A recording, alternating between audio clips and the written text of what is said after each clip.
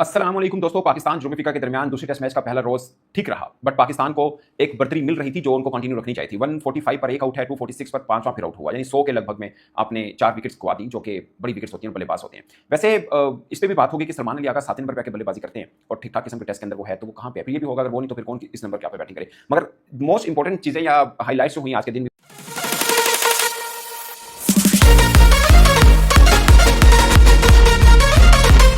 हुए, एक बार तो विकेट को बॉल किस करके गया और फिर भी वो बचे, एक रिव्यू से बच गया। तो ये बात मैं सिर्फ इसलिए नहीं कर रहा कि दुल्ला शफीक क्यों बच गया, मैं इसलिए कर रहा हूं कि दूसरी तरफ बाबर आजम जो मतलब उनके फैंस बैठे इंतजार कर रहे होते हैं। लाहौर के अंदर भी हमने देखा, इवन कि शान मसूद को एक चांस मिला तो फैन उस पर डिसअपॉइंट हुए थे। उनको लगता था कि नहीं आकर बल्लेबाजी करें बाबर आजम। सेम हमने रावलपिंडी में भी देखा कि जब बाबर आजम आए तो किस किस्म का लागुला हुआ, मगर बाबर आजम बड़ी रन नहीं कर पाए हैं। और अगेन 100 का इंतजार तो रहते हैं, मगर इस पर बड़ी इनिंग भी नहीं आई। बड़ी इनिंग मीन के 50 प्लस ही कुछ हो, वो भी उनकी नहीं आ पाई है। और एक बहुत अच्छा कैच पकड़ा डिजोर्सी ने। बट बात होनी चाहिए आज का दिन अगर किसी एक बल्लेबाज के नाम रहा तो वो शान मसूद, अगरचे उनको भी चांस मिला, मगर महज 26 स्कोर के ऊपर उनके 3 छक्के आ चुके थे।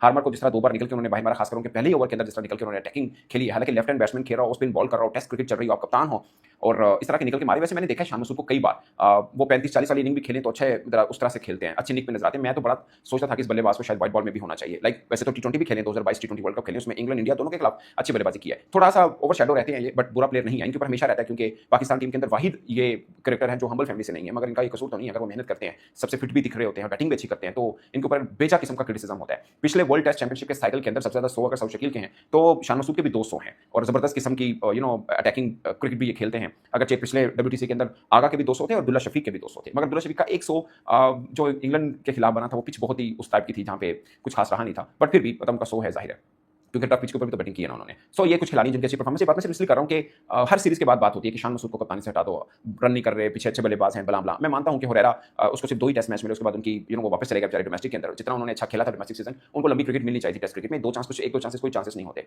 मगर शान मसूद उनकी जगह पे नहीं है, इमामुल हक उनकी जगह पे है। बट इमामुल हक ने भी डोमेस्टिक में फिर काउंटी में बहुत जबरदस्त खेला है और वापसी हुई है। बेसिकली इमाम की जगह पे हुरैरा आए थे, क्योंकि इमाम डिसिप्लिन की वजह से निकले थे, ना कि अपने लो स्कोर। शुरू में वो निकले थे कि उनके ऊपर इल्जाम ये था कि आप स्ट्राइक रेट अच्छा नहीं करते, फिर उनका डिसिप्लिन का इशू हुआ, हुरैरा आए, बाद में इमाम ने अच्छी परफॉर्म किया और रन किया और फिर दोबारा वापस आ गए। और अनफॉर्चुनेट था कि थोड़ा चांस मिला हुरैरा को, बट उस चांस के अंदर भी बड़े रन नहीं बना पाए। खैर वो पिच भी कुछ ऐसी ही थी। आई होप कि वो टैलेंटेड क्रिकेटर, उनको चांस मिलेगा। तो आज के मैच के ऊपर दोस्तों बात करते हैं आसिफ अफरीदी के ऊपर। तो आपने बहुत से सुन लिया कि पाकिस्तान के सेकंड जो है ओल्डेस्ट क्रिकेटर है जिनका डेब्यू हुआ है, मगर एक क्रिकेटर और भी थे, आमिर उनका नाम था, जो वो भी ओल्डेस्ट थे, वो शायद सेकंड ओल्डेस्ट वो बंदे थे, मगर पाकिस्तान के लिए डेब्यू करने पर, क्योंकि उससे पहले वो इंडिया के लिए खेले थे, बाद में पाकिस्तान के लिए खेले, बट वो चूंकि उनका टेस्ट डेब्यू हुआ था तो इसलिए उनको सेकंड नहीं माना जाता। अदरवाइज पाकिस्तान के लिए अगर सेकंड देखना जाए तो वो होंगे। खैर इस पे आ जाते हैं।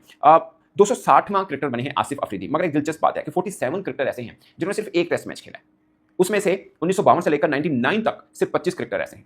बाकी सब क्रिकेटर्स आपको ये 2000 से लेकर 225 तक के बीच में आपको मिल रहे हैं जिन्होंने सिर्फ एक मैच खेला है। सो ये बहुत बड़ी तादाद बनती है। आई होप कि आसिफ अफरीदी आगे मजीद भी खेल पाएंगे, ऑफ कोर्स, क्योंकि हमारे यहाँ होता है ना, एक सीरीज में आते हैं, अगले में नजर ही नहीं आते। आपको काशिफ अली बॉलर नजर आए, उसके बाद वो फारिग कर दिए गए। इस बीच में मैंने हुरैरा का जिक्र पहले ही कर दिया। इस तरह और भी 1-2 क्रिकेटर्स आए एक सीरीज में, तो वो होते हैं, उसके बाद उनको निकाल दिया जाता है, दोबारा कभी बारी आए ना आए वो पता भी नहीं चल रहा होता। खैर ये एक चीज जैसी छोटी सी थी, मैंने आपके साथ शेयर किया। मगर पाकिस्तान की बैटिंग की अगर हम बात करें, मुझे लगता है कि एक एडवांटेज था पाकिस्तान के पास, जो पाकिस्तान को उसको कैरी करना अभी भी किया जा सकता है, मगर बीच में कोलैप्स होना। आई अंडरस्टैंड कि बाजू का स्पिनर का बॉल बहुत टर्न हो रहा होता है, खासकर अगर बाबर आजम की बात करें तो Babar Azam left hand spinner के सामने थोड़ा सा स्ट्रगल कर रहे हैं।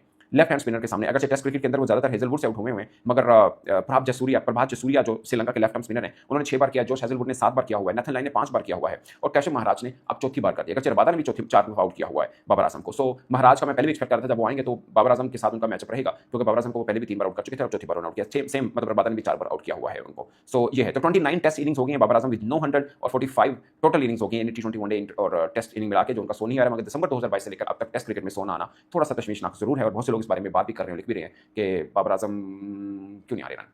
ज़्यादा इसके ऊपर शायद क्योंकि मैच चल रहा है, उसके सीरीज के बाद शायद इस पर डिटेल से बात हो सके, क्योंकि एक चांस और अभी उनके पास है, तो उसके ऊपर जरूर आएंगे। मगर पाकिस्तान की अगर हम ओवरऑल बैटिंग की बात करें